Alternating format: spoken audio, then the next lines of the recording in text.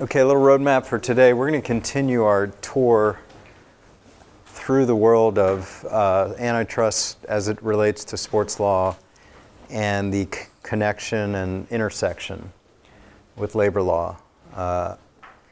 We were able to have some productivity last week with a lot of cases and discussion around baseball and about free agency and the underpinnings of where we are with player rights. I want you to continue to think about that. What is the right model for what we allow athletes to have in terms of movement, in terms of freedom, compared to what we need as a league, as management, as teams, to have those elusive two words of competitive balance, a product that works for everyone. So the basis behind all these discussions is we have a system that treats athletes a little bit different than treats the normal people. We're normal people. Normal people are allowed to move job to job easily. Normal people don't have artificial restrictions on their salaries. Normal people don't go through drafts, okay? But we accept that in sports, and we're going to find out exactly how and why we accept that in sports through the intersection, as I said, between antitrust and labor. So in baseball, the seminal case, of course, being Curt Flood, that challenged the reserve clause. And the reserve clause was a way for teams, leagues, to really indenture players for their careers. No rights. If we want you, we'll keep you, and we'll keep you at the exact same terms and conditions that you had last year. If we don't want you, you're free. That was the system in baseball for so long, until obviously you had some challenges. You had some early challenges. We saw baseball antitrust exemption. We saw that antitrust exemption exists from 1922 to 1976. And that time period, of course, included as I keep saying, the seminal case of Curt Flood versus Bowie Kuhn, the commissioner of baseball, one of those handful of cases in this world that got to the Supreme Court. And it was, as I said, a masterful job by Flood, even in losing. Because the handwriting was on the wall. The scales were finally tipped by an arbitration, and an arbitration granting free agency. Then we saw free agency work for a few years. Then we had the Uberoth, what are referred to as the collusion meetings, and then it all went to hell in a handbasket for free agency. But through another deft maneuver by the Major League Baseball Players Association, we had a collusion case. Not one, not two, but three, resulting in a $280 million payment from the owners to the players. 28 teams at the time. That's a nice even number of $10 million per team in a massive collusion case. Collusion's a word we throw around now, especially with Colin Kaepernick and Eric Reed. We'll see where those go, but we have not had a major collusion case since. The baseball experience has been a lesson for all leagues. I can tell you in my experience with meetings, NFL meetings, whether it be meetings among people like myself that negotiated contracts or general meetings with ownership, everything was very vetted by lawyers. What was told to us, what we expressed in those meetings, so that we could never, ever be accused by anyone who got a secret recording of the meeting or anyone who said something out of the meeting that we were colluding. We were never colluding. So when we went to meetings about the best way to handle contract negotiations with players, they would put up on the board, here's a team not named, here's some language they use with a player, period. We wouldn't be told you should use that. We wouldn't be told you shouldn't use that. We wouldn't be told you have to deal with players a certain way. That would be a collusion. So ever since those meetings where Peter Uberoth, Commissioner of Baseball, told teams don't pay big money, leagues have been very wary of these kind of meetings. So I can tell you firsthand from experience, when I called the NFL, when my time with the Packers, and said, I'm having a tough time negotiating this contract. Can I do this? Can I do that? They would be very hesitant to tell me. They would just tell me kind of rules and what I could or couldn't put in a contract to get it approved or not, but never could be accused of collusion. That's always been in the back of the minds since those meetings back in the 1980s. Okay, so we developed a framework for free agency. As everything in sports, not everything, but most of the time, a lot of precedent in sports law comes out of the sport of baseball. It's the oldest sport. It's the sport with most history, and when you have the most history, you're usually going to have the most law. So baseball set a precedent. Now we look into a couple other leagues and how they've dealt with issues involving players and players wanting more. When I say more, I mean more. Like, I want to be able to move. Like Curt Flood, I'm not a piece of property. I don't want to go to Philadelphia, right? That's what we're going to have now in football and in basketball, in hockey. Same issues always arise. The protagonist is a player. The antagonist is a team or a league saying you can't do that. Player says why? Because it's the rule. Why? Right, we'll find out. But in sports, we have rules. We come into this class as sports fans knowing, yeah, there are rules in sports, maybe different.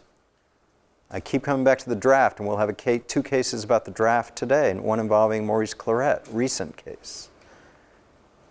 Because of that, we accept it. But then you dig deeper, and you say, why do players get restricted the way they do? And should they? Okay, first month of the class about kind of moral and integrity restrictions. Now we get into more antitrust and labor restrictions. And you come out of this in your cocktail parties and you can talk about things about, well, maybe that's the way it should be or shouldn't be. But this is all products of law and collective bargaining. Okay, so we're going to take you through a bunch of cases today that involve all of these issues. Primary issues we talk about in this class: movement. Movement. That is a big word for free agency, or lack thereof. Movement. You and I can go where we want to work when we're no longer contractually committed to our past employer. You and I can do that. Should athletes have that right? Compensation. That's always the issue. Not so much what you're paid, but are there restrictions on what you're paid? Usually, you and I can go work for who we want without restriction on what they pay us. Now, we may be restricted because of our experience or qualifications, but we're not restricted by something artificial like a salary cap. And the other thing we always talk about is options. Athletes are really low on options.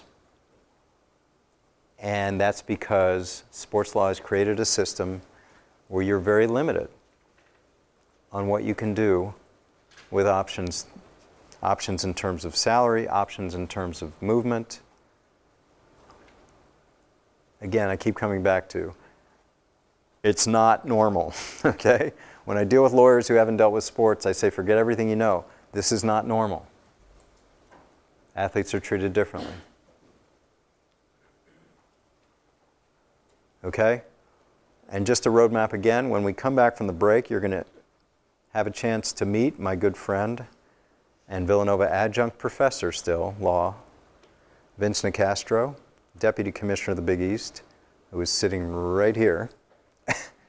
And he will talk to you right after the break and preview a class that a lot of you are signed up for next semester. The seminal, I like that word, that's my word for today, the seminal class in intercollegiate athletics around the country. No pressure, okay? All right, we're going to start with a case about the NFL. The background is we really didn't have any kind of free agency in the NFL for so long. We did have a union, NFL Players Association. The head of that union was a tight end for the Baltimore, yes, they were called Baltimore Colts back in the day, named John Mackey. As the head of the union, he decided to take action. This is the same thing we talk about with Curt Flood. There are certain figures in sports law that we admire because they became litigants. They went outside the comfort zone of just being a player.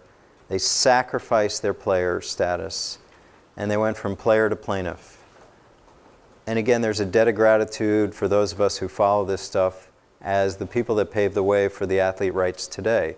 We saw with Curt Flood, the name of that piece we saw was from something about LeBron, right? So created the opportunities that the LeBrons of the world have. That came from people like Curt Flood and here in football, John Mackey. So the multi-million-dollar contracts in football started with this guy, John Mackey, head of the Players Union, tight end for the Colts. And he wanted to challenge something that was the rule about movement in the NFL. It was called the Rozelle Rule. Rozelle is the name of the commissioner at the time. This was the only way players could move team to team, something called the Rozelle Rule. No one was moving, so basically it was no free agency. And Mackey, who had the status, challenged the rule. Okay, so let's dive into this case with Alexa. Hi, Alexa. Hi. So under the Rozelle Rule, players had a contract with whatever team they were with, which was usually about a minimum of 2 years. Right. And then they had to stay with that team for that term, and plus 1 additional year at the option of the club. And then... And where have we heard that before? Reserve clause, right. It's called the option in football, reserve in baseball, same thing. So then, after they stay with their team for 2 years, they could become a free agent if the team allowed them and be renewed year by year, or another team could take them. Right. And it usually ended up, if he stayed, he would take a 10% salary cut, and they had to get permission from the other team to switch. The second team had to get permission from the first team to take him, and then they would also have to give up draft positions. Right. Okay. So let me interrupt you. I'll frame this rule for you, as Alexa did. Player finishes out his option, wants to go to a new team. That can happen. So technically there was free agency in football, but the new team had to agree on compensation with the former team. If they could not agree, which they never could, the commissioner would step in. So the Rozelle Rule would decide, this draft pick should go back, or this, because teams never liked Rozelle deciding their compensation rather than them deciding their compensation, no player ever moved. Significantly reduced the market for free agents, if not eliminated it altogether. Okay, Alexa. So then Mackey sued, and they wanted to sue under the Antitrust Act. The rule didn't qualify under the labor exemption of the Clayton Act. Right. So they had to move to the Sherman Act. And since the NFL has always had a monopoly over professional sport or professional football, and the players argued that without the rule they could get increased salaries, and the rule deterred them from negotiating and signing against free agents, and decreased players' bargaining power. Right. And the NFL believed that without the rule, players would go to cities with larger economy bases, they'd go to winning teams or warm requirements or places with greater media opportunities, and that it would throw the competitive balance of the game. Okay, I'm going to interrupt you again. That's exactly it. That's what we hear on every case about free agency, right? This is the owner's argument. Alexa just said it. If we allow for free agency, every player will do what? Go to the warm weather cities, go to the big cities, and ignore the small markets. And we would lose competitive balance. That's the catchphrase they always use. Every single league argues the same thing. We cannot have free agency because we'll have everyone going to pick a name, Miami, LA, San Diego, whatever. And no one will go to these other cities. We'll have all these ridiculous lopsided games. We can't have free agency. That's always the argument. And we're going to see in a few cases where once they got free agency, the biggest name in the history of free agency, Reggie White, where'd he go? Green Bay, Wisconsin. So that disproved their entire argument down the road. I'm sorry, go ahead. So the court sided with the players and said that the rule was unreasonable because it was overly broad, unlimited in duration, didn't have any safeguards, and so they got rid of it essentially, and Right. so it violated the antitrust law. Okay. So the court says there's two parts to this, the antitrust part and the labor part. On the antitrust part, the court says this is overly restrictive. There are better ways to achieve what they're trying to do, which is restrict everyone going to the warm and big markets.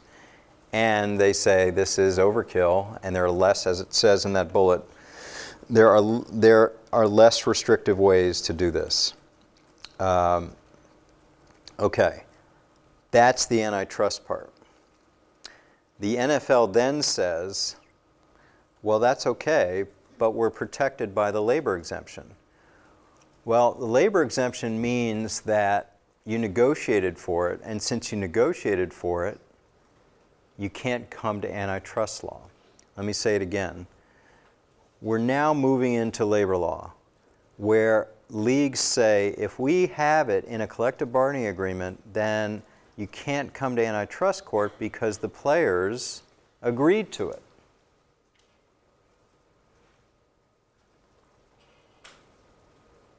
Okay, so I'm going to take from what Alexa said into the labor part of it. Mackey 2, which I don't think I assigned. Mackey 2, that was Mackey 1. Mackey 2 is, okay, we lose in antitrust court, but what about labor court? In other words, we want to be protected by a labor exemption. It's called the non-statutory labor exemption. Background of this, we live in a country that has a strong labor policy, and the policy is let people not associated with courts negotiate terms. And then we don't have to deal with backlog of court cases. In this case, players' unions can negotiate these things so we don't have to come to court. And they did. So in this slide, you're going to see something called the Mackey test, which is the non-statutory labor exemption. So when we look at a restraint, we examine it for 3 prongs. Okay, did it involve a mandatory subject of bargaining? Mandatory subject. That is wages, hours, terms, and conditions of employment. Number 2, does it only affect the parties to the relationship, not other parties? Number 3, is it a product of bona fide arm's length bargaining? Okay? So this is an area of sports law that's more like your other classes in law school. We've got bright line rules with 3 categories, contingencies that have to be met. Sure, you do this a lot in other classes. Here is a bright line law of sports law. To be exempted from antitrust scrutiny, a restraint in sports through the Mackey test has to satisfy these 3 conditions. Okay, so what's the restraint we're dealing with in the Mackey case? Anyone? What's the restraint?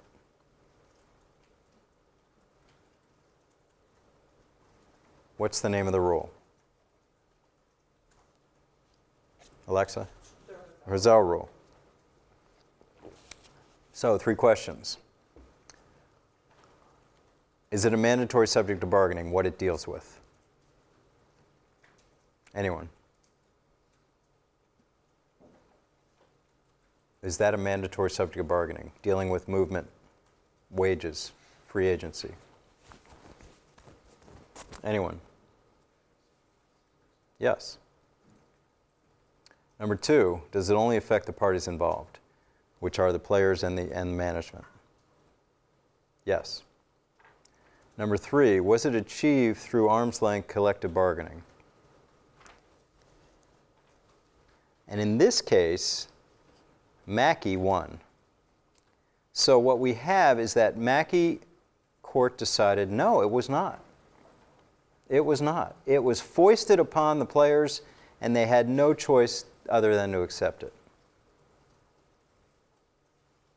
Mackey won. He won at antitrust, and he won in labor. So Mackey achieved some major gains, basically saying that the Rozelle Rule form of free agency was a loser for the NFL, both on the antitrust side, because less restrictive means are available, and on the labor side, because it didn't satisfy the third prong of the Mackey test, which is achieved through bargaining. This presented an opportunity for the players. Every time the players get these opportunities, here's the secret: they go into bargaining, because then you've got some momentum, then you've got some leverage. And they negotiated a new free agency system after the Rozelle Rule. Now, that system didn't produce much better results than the Rozelle Rule, but the point is the NFL players had some leverage because of the Mackey case. Now, we're going to see this statutory exemption get stronger for management and weaker for players, but in the Mackey case, it was all about this Rozelle Rule was not achieved through bargaining. This Rozelle Rule was foisted upon the players unilaterally by management. And because it was, we're not going to allow it.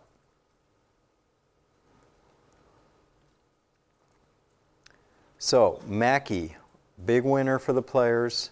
Unfortunately, we're going to see for the players the last winner. Really the last winner for a while. But he became an icon in sports law as someone that challenged the system like Curt Flood and won and achieved a form of, if not the, what the present model, but a form of free agency. John Mackey, you see him in that picture next to Ed Garvey, who was negotiating, was the head of the Players Association back at that time. As I said, Mackey turned player to plaintiff. Career with the Colts kind of ended soon after that. And what's unfortunate for Mackey is he also had some issues later in life for an issue that we talked about a lot with Chris Seeger in terms of concussions, and died at a fairly young age. Here's just a little obituary about him the day he died. Hold on. Whoa. Let me get volume. Football League, and later fought for stronger health benefits for its. Finally tonight, Ray Suarez remembers John Mackey, Hall of Fame football player who had an impact on and off the field. He revolutionized the role of tight end for the National Football League, and later fought for stronger health benefits for retired players as a leader in the NFL Players Association. John Mackey played for the Baltimore Colts from 1963 to 1971, and later for the San Diego Chargers. He led the Colts to 2 Super Bowls, including a victory over the Dallas Cowboys in 1971, alongside quarterback Johnny Unitas. In that game, he ran what was, at the time, the longest touchdown pass in a Super Bowl. During his 10-year career, he caught 331 passes, 5,236 yards, and 38 touchdowns, leading to his election to the Pro Football Hall of Fame in 1992. But he was diagnosed with dementia when he was just 60 years old, and Mackey spent years in this assisted living facility in Baltimore. You want me to stand up, honey? Honey, stand up. Look at me. Special Hall of Fame. You smile. Gotta go look at the jacket on and smile. We sat down with him and his wife for a report on NFL players and brain trauma in October 2009. Sylvia Mackey said she believed a career in the NFL left her husband with chronic traumatic encephalopathy, or CTE, a degenerative brain disease. Are there good days and bad days? Yes. And great days, and not so great days. On the good days, how is it different from what we're seeing now from the team? He'll get up and walk up and down. He'll throw and catch the ball. Actually, today would be a good day if it weren't for the myoclonus twitching. They call it myoclonus jerks. And speech? He doesn't talk anymore, very rarely. Despite that, Mackey could still throw a football around and had some memories of his glory days. Who did you play for? Did you play for the Baltimore who? Baltimore? Right. That's right. Healthcare for former players like Mackey has been an issue in negotiations for a new collective bargaining agreement for current players. An NFL lockout has been underway since March. In honor of John Mackey's jersey number, 88, an NFL labor agreement ratified in 2006 does include a plan that provides up to $88,000 a year for care for ex-players with dementia or Alzheimer's disease. Today in New York, as labor talks continued, Mackey was remembered as the heart and soul of the Players Union. There are few leaders, I think, in the history of football that could ever match a man like John. And while he suffered from a number of degenerative conditions over the last few years, I will always remember John as someone who was a tremendous, emotional, eloquent, brilliant leader. John Mackey died last night in Baltimore, Maryland. He was 69 years old. Yeah, so far too young, unfortunately, dealing with what he did late in life. Again, spins back to our entire discussion on concussions and the lack of CTE coverage in the final settlement between the players and the owners. I know Chris Seeger was very defensive about that and should be. It's a tough issue because there's a lot of degenerative changes in former football players. The question, of course, is where is it coming from? Is it directly coming from football or other factors in life? This is an issue that's going to swirl around sports for years and years to come, where the only major global settlement about head injuries does not include a disease that may grow and may ultimately have a way of diagnosis in living brains, which is going to be very hurtful to players who can't get covered because of the settlement. But again, that's a future discussion. I show the Mackey clip like I show the Curt Flood clip, that these players obviously sacrificed on the field, but they sacrificed off the field. So for our purposes, they're kind of heroes in the sports law world for what has happened since, for the $100 million contracts that we all see now. Wouldn't have happened but for these players taking a risk, taking a stand, okay? We transition from the Mackey case in football to a hockey case that basically was just like the Rozelle rule with one significant difference. And a player in the hockey league, you know, we bring out all these names that challenge the system. This was a player named McCourt who challenged the system in hockey, which is very similar, almost to a T, of the system in football with the Rozelle rule. So let's talk about with Caroline.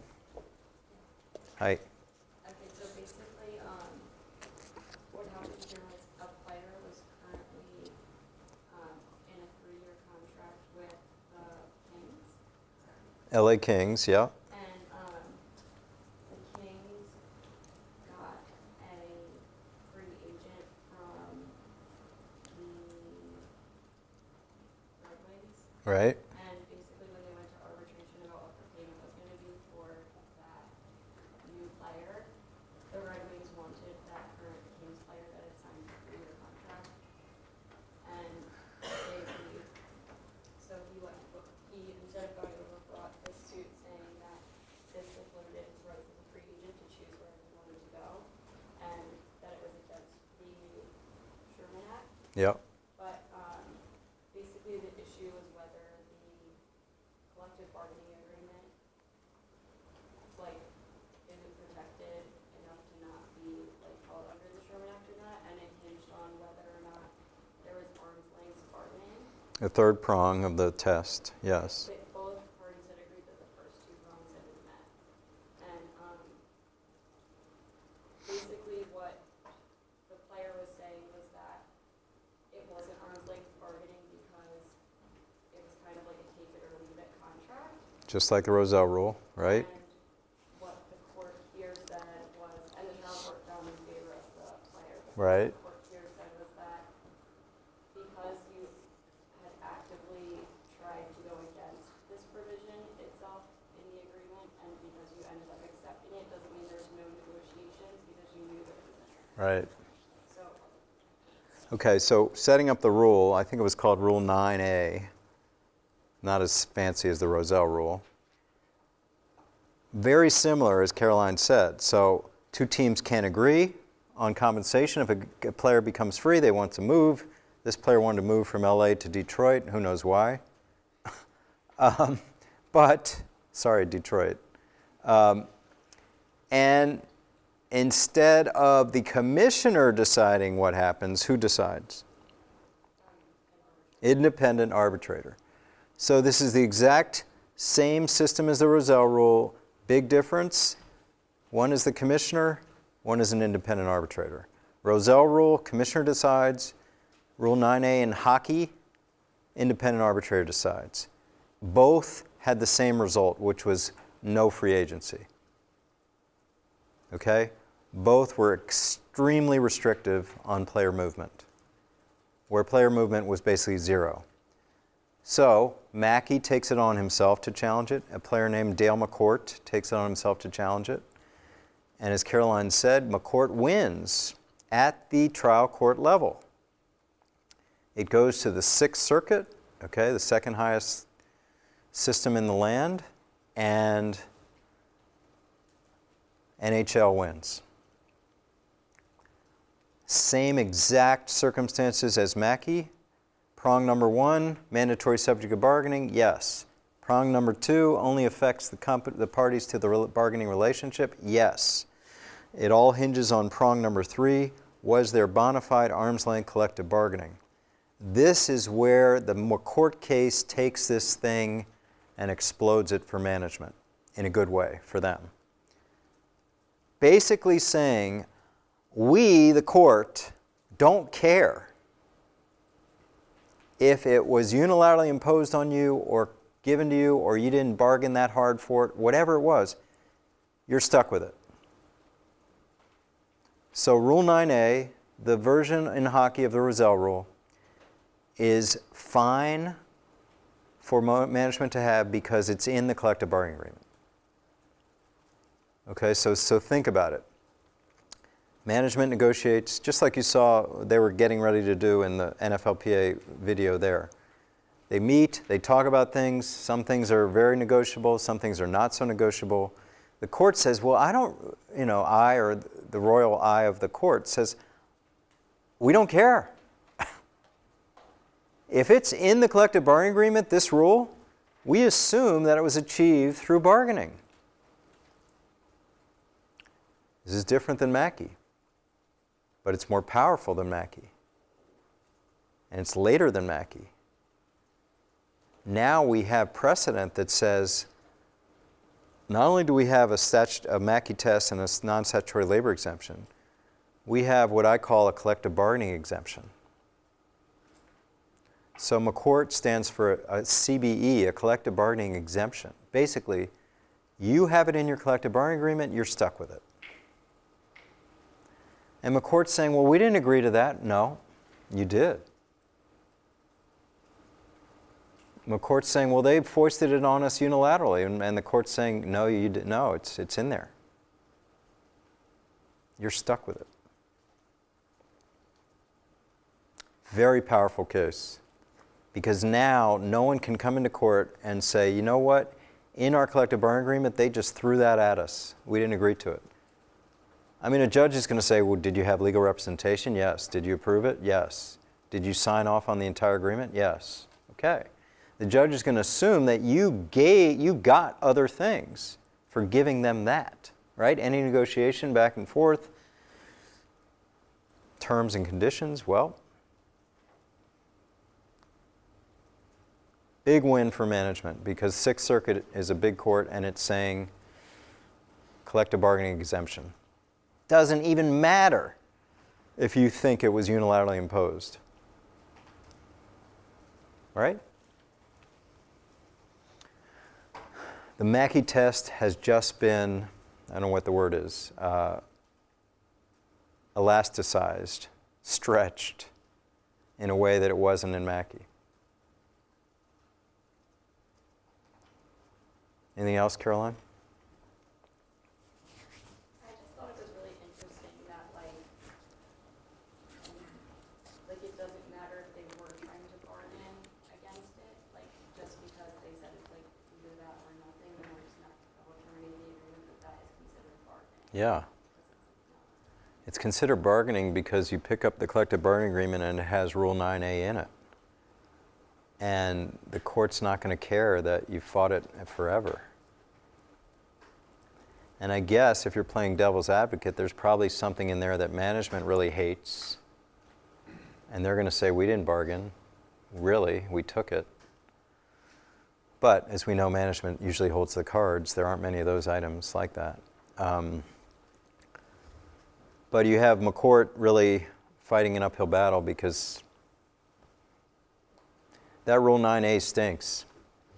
Just like the Rozelle rule stunk for players. And they're stuck with it. So it took hockey years to sort of get out of that tailspin, be able to negotiate a new collective bargaining agreement. And as people who follow hockey know, they've had the longest labor work stoppage of any of the major sports. Back in 2012-13, they missed half the season. All fighting things like this. All fighting things like this.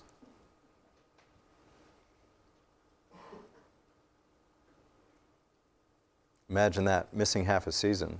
You know, with short careers, half a year of pay.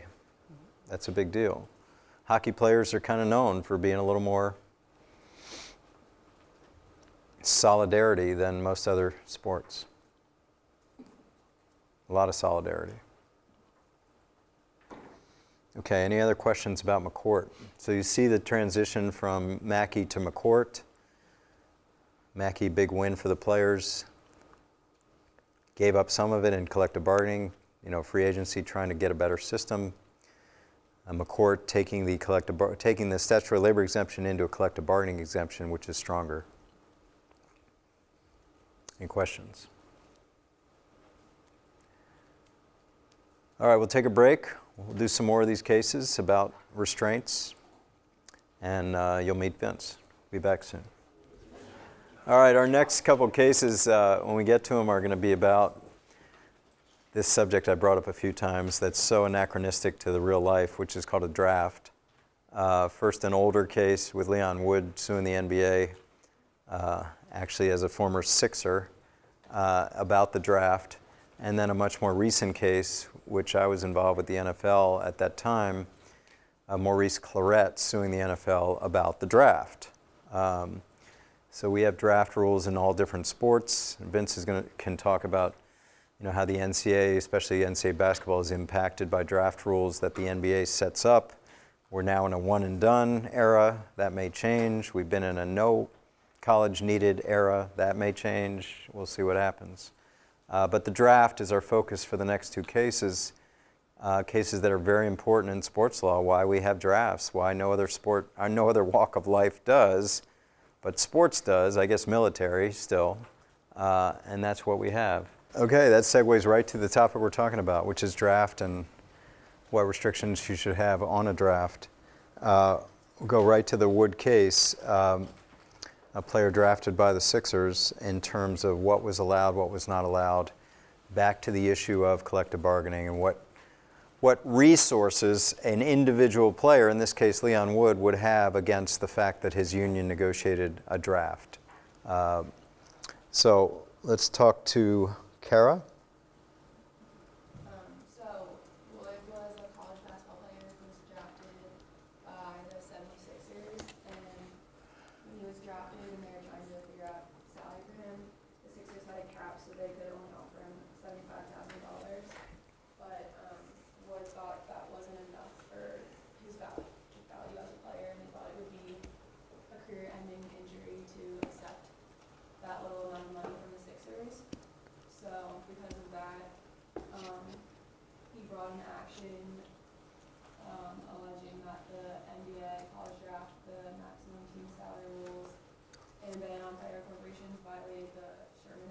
Right. And through this, he wanted to bar the memorandum of understanding between the NBA and the NBA Players Association. And basically what that was the NBA and the NBA Players Association implemented the maximum salary in negotiation. So because of that, the court says that because it was collectively bargained, it's a labor exemption, and they cite the Mackey Mm-hmm. case and test, and they say that both of those provisions pass the test, so they are exempt from the antitrust claim. Right. And then there's also the ban on private corporations part of the. Yeah, that's okay. That's kind of extraneous. But we'll talk about that with ownership and issues with ownership. But that's good, Kara, because we're talking about the trifecta here.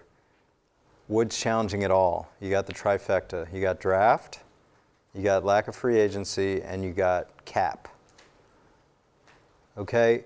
One thing you'll notice about all collective bargaining agreements when it comes to sports, excuse my language, they screw the rookies, right? That's a uniform agreement with all of these unions. We'll take care of the players that are older, that are in the union, but the ones coming in, we don't care about them. They're the easiest ones to negotiate because they're not there yet. And they have no rights. The only people looking out for rookies are big-time agents, and unions don't want to hear from agents. So the rookies always get the short end of the stick, and in this case, they're saddled with three things. One, they can't go to any other team. Two, they're capped. And as Kara said, at that time it was like $90,000. And there were different caps for different teams. If teams were spending a lot, you had the luck of the draw. You go to a team that's already spent a lot, you get a lower cap than if you went to a team that had money to spend, you get a higher cap, but in either case, you're capped.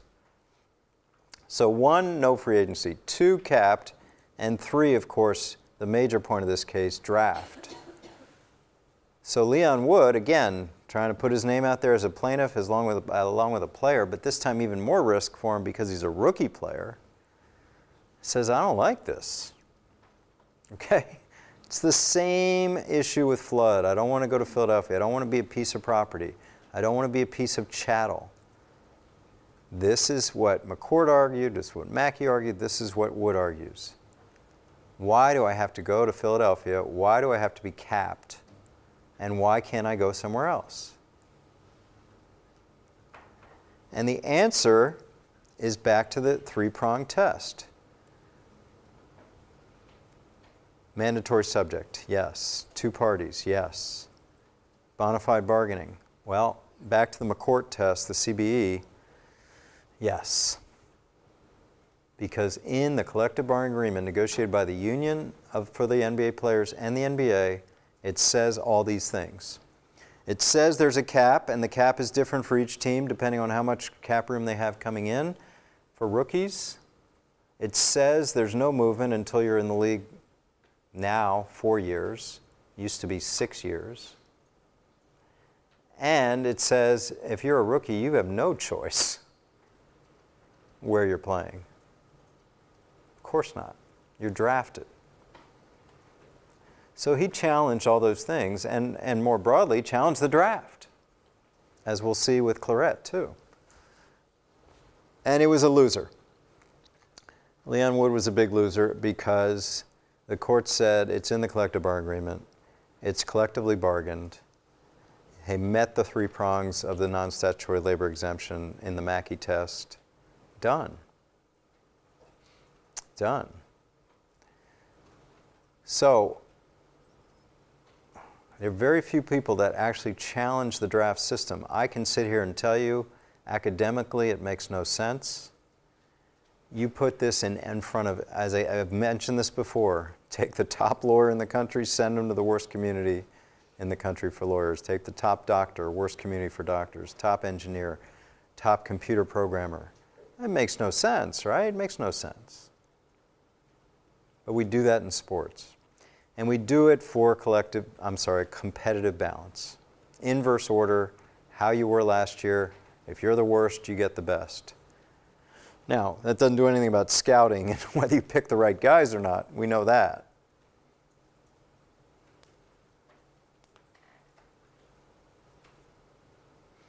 Now, the draft has all kinds of implications, right? Because we have this system, it can be not circumvented, but people get smart, or some would say not so smart about a draft. The 76ers over the years have done their research and algorithms and quantitative analytics with Sam Hinkie and everything else to decide that you only get franchise-changing players at the top of the draft. So what do you do? What do? You tank. You have an intentionally bad team. And you know, Sixers fans here know how long a slog it was to pay the dividends they're paying now. Okay? So when we talk about a draft, back in the day the draft is developed, no one's really thinking about this kind of stuff, but people get smarter, people get more analytic, people get more statistically based. So the Philadelphia Eagles, they did all their research. They decided the only way you make a game-changing play in football is you get one of these blue-chip quarterbacks in the draft. And they mortgage the future. And they're paying dividends with that. So the draft can be set up statically. Then the teams are now figuring out ways, other than just losing organically, to kind of game theory the draft. This is a recent phenomenon in sports. Okay? Franchise-defining players. How do you get them? Well, usually you got to really, really stink. Really stink. Now, then you get to the league level. Should we do something about that? Right? If you're a lawyer for a sports league, are you going to say we should do something about that? And that's been brought up at league meetings in all these sports, and the answer is always no, we just can't do anything about that.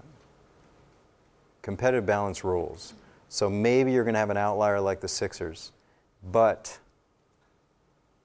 we believe in the draft system. It's all about inverse order, creating competitive balance. Okay? Now, sometimes it doesn't work. You can lose all these games. You want to get that franchise-changing player, and you don't. That's happened with the Sixers too, right? But they got two, and those two are going to be here a long, long time. And the fan base seems to think it's worth it. So there's a gamification going on with the draft. But the draft is here to stay because it's collectively bargained. Okay, imagine a union coming into a negotiation and saying, you know what, we don't want a draft. Good luck with that. Imagine all the things you'd have to give up in bargaining to get rid of a draft, where you would basically say, we just sign players when they finish college or when they finish high school. Everyone has equal chance to sign a player, and it really comes down to bidding at that point. So you would have a Ben Simmons coming out, and everyone would just free-for-all. You know how that would scare ownership to death, because then that player would be the highest paid player in the league, right? Who never played a game. So we have a draft. Unions have agreed to it. And the two postscripts on Leon Wood. Number one, the final comment from the court was, you got a problem, Leon Wood? You take it up with your union. Not the NBA. The NBA Players Association. Take it up with them because they negotiated that trifecta you're challenging. They negotiated no free agency, a salary cap, and a draft. So this is the ultimate slap when you get into court and they say, you got a problem, take it up with your side, not the league.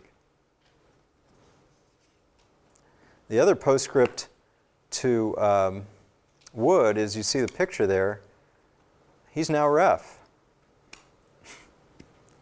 Leon Wood is an NBA referee. Seen him a lot of games. So he hasn't crossed the fence to management because refs are not management. Refs have their own union, so they're yet another labor force that we don't talk about much, but they're all unionized as well.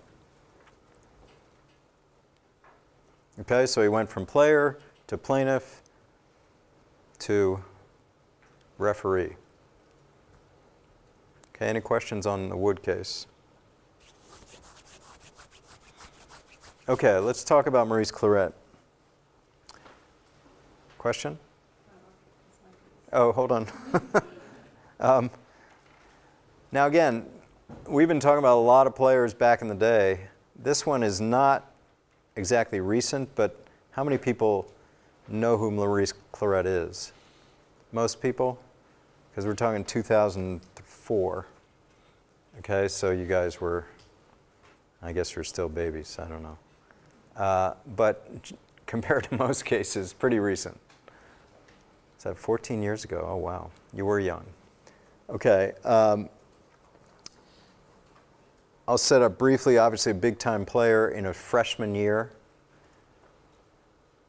Vince and I have just talked about the rules in the NBA. The rules in the NFL have always been more strict than the NBA, which is 3 years. 3 years. 3 years removed from high school. Not 1, not 2, but 3 years removed before you could enter the NFL draft. Well, you get a running back who have short shelf lives. Running backs always do. They don't going to last very long. You get a guy like Claret who's a superstar year one, freshman. It only makes sense that he would be the prototype to challenge the rule, right?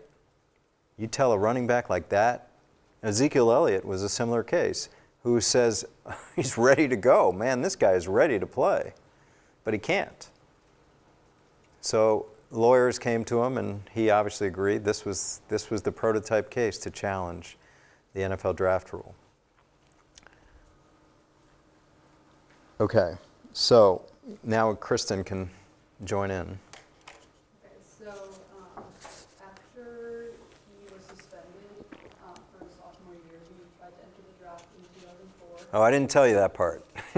Not only was he a great player his freshman year, he also got kicked off the team. So that adds to the reason he'd want to come out. Sorry. They didn't mention specifically why, but basically it was because he was accepting thousands of dollars in offer benefits, and he lied to the NCAA and school investigators. So then he was suspended for his sophomore year, tried to enter the draft in 2004. They wouldn't let him. So he brought a suit against the NFL, saying that the eligibility requirement for a player to sit out for 3 full seasons after high school in order to enter the draft was a violation of the antitrust laws. And the district court ruled in his favor, saying that these rules were not immune to scrutiny under the non-statutory labor exemption, and basically that didn't meet the Thompson test. Okay. I'm going to give you a break there. This is amazing because what you have here is a player kicked off a team, had a great year, got eligibility left, and sues the NFL. Okay, just think about that, first of all. Number two, he doesn't even have a pretense that he's going to stay in school because he hires an agent. And as you know, once you hire an agent, you're done with eligibility. You're done. You're out. So Ohio State's already in the background. Done. Out. So that's how confident, I don't know, confident or stupid, that he thinks he's going to be a pro. And there was another player from USC, Mike Williams, joined the case. But listen, as Kristen said, trial court level, he won. He won. And I just have to share this. I'm in the Packers. I'm their general counsel. This happens. And it was like a bomb went off. because every scout in our office, every coach is like, oh my God, what is happening? You understand, with him winning, there are no rules, right? So the 3-year rule is out. We're preparing for the draft. That meant, from a legal point of view, that every player on earth could be drafted. Freshmen, high school, junior high school. So you can imagine what was going on internally in NFL offices where they're saying, we've got to scout every high school player in the country in a month. We've got to scout every freshman in the country and sophomore in a month. There was panic galore because this is, as soon as the trial court says that, there are no more rules. There's no 3-year rule. Claret wins at the lower court level. So I, like every other general counsel in the NFL, is on the phone to the league, and they are trying to assure us, trying to say, hold your breath, take an exhale, deep breath, tell your people to chill, because we're appealing. And we have an emergency appeal to the Second Circuit. And you never believe this from a lawyer, but they say, we're going to win. We're going to win. But that period of time was very stressful because, you know, if that lasted and number 1 pick in the draft is a junior high school player from Alabama, no one can stop it. Whatever. Okay. So we go to the Second Circuit. So his argument was that he was physically qualified and it was unreasonable to restrict the competitive market for players. And the NFL appealed, and they said that the NFL and NFL Players Association collectively bargained to create the labor market for the players, and basically that the district court's reliance on Mackey, they shouldn't have relied on Mackey because it doesn't specifically define the limits of exemption. Right. There are decisions that have said that the NFL and the NFL Players Association can engage in collective bargaining. And then basically, Claret was arguing that it was impermissible, but they said that because he was saying the eligibility rules fell outside of the collective bargaining scheme, but they said that the court held that it wasn't impermissible just because there was a hardship on prospective players, and that the federal labor laws allow the NFL to act collectively to create these laws, and that the eligibility requirements were negotiated at length with, I guess, the Constitution and the bylaws of the NFL. Right. So they reversed and amended it and vacated the decision to allow him to enter the vote. Okay, so the theory behind the 3-year rule, let's talk about that for a second. This was done with the president of the NFL Players Association at the time, named Gene Upshaw. And basically, in so many words, I remember reading about it, he just said, you know, can you imagine young guys running into Ray Lewis? I remember he talked about Ray Lewis, kept talking about Ray Lewis. He'd break these guys in half. He'd break these guys in half just because they're young. Of course that doesn't make sense because you have players like Claret who could play at that level and other players who couldn't. You can't just have an arbitrary cutoff. Each player, each body type is different. But that was the rule. The NFLPA acquiesced, but, as Kristen said, didn't acquiesce in the collective bargaining agreement, acquiesced for it to be in the Constitution and bylaws of the NFL. So Claret, and the reason the lawyers took this case is because they knew it wasn't in the collective bargaining agreement, so they're not going to be precluded the way Wood was. But they're saying, well, it's Constitution and bylaws. What does that mean? Well, according to the Second Circuit, it means it's, for lack of a better word, subsumed, consumed by the collective bargaining agreement. Because the collective bargaining agreement references the NFL Constitution and bylaws, so it's all collectively bargained. Which is a very favorable ruling for the NFL. Because they had a shot here. It was not exactly collectively bargained, even though they have Upshaw's statement saying, of course, we agree. Ray Lewis will break these kids in half. But They got a sympathetic court. And who was the judge? Who wrote the majority opinion? It's up there. Sotomayor. Okay? So, Sotomayor, now in the United States Supreme Court, she is a hero in the eyes of the NFL. She saved the NFL draft.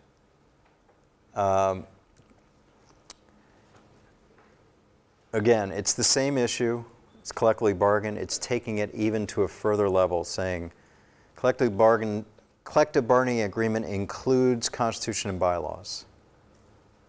Right? Because as Vince said about the NBA rule, it's not an NCAA rule, it's an NBA rule.